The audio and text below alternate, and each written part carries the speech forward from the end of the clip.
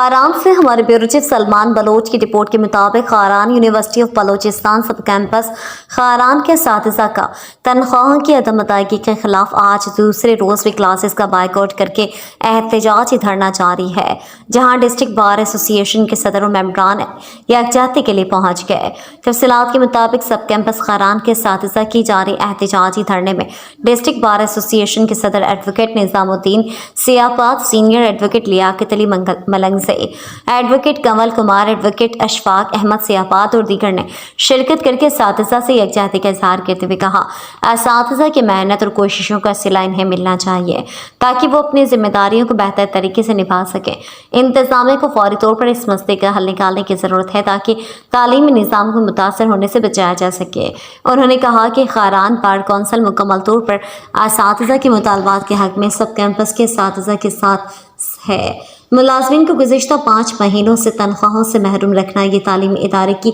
इंतज़ामिया, तलबा और तालीमी कम्यूनिटी के लिए एक संगीन मसला बन चुकी है। तनख्वाहों की अदम अदायगी ने इनकी रोज़मर्रा ज़िंदगी को मुतासर किया है, जिसकी वजह से इन्हें माशी मुश्किलात का सामना है। असातिज़ा का बाइकआउट तलबा की तालीम पर मनफी असर डाल सकता है, जिससे तालीमी मयार में कमी आ सकती है। आखिर में उन्होंने MPA खारान और हुकाम वाला से फौरी तौर पर तनख्वाहों की अदायगी का मुतालबा करते हुए कहा कि असातिज़ा के मसाइल को संजीदगी से ले और जल्द अज जल्द हल निकाले। अगर नोटिस लेकर तमाम टीचिंग और नॉन टीचिंग स्टाफ की तनख्वाहों को फौरी तौर पर जमा नहीं किया गया तो मुश्तरका तौर पर वकला बरादरी भी असातिज़ा के साथ बैठ कर रोड ब्लॉक करके सख्त एहतजाज करेंगे।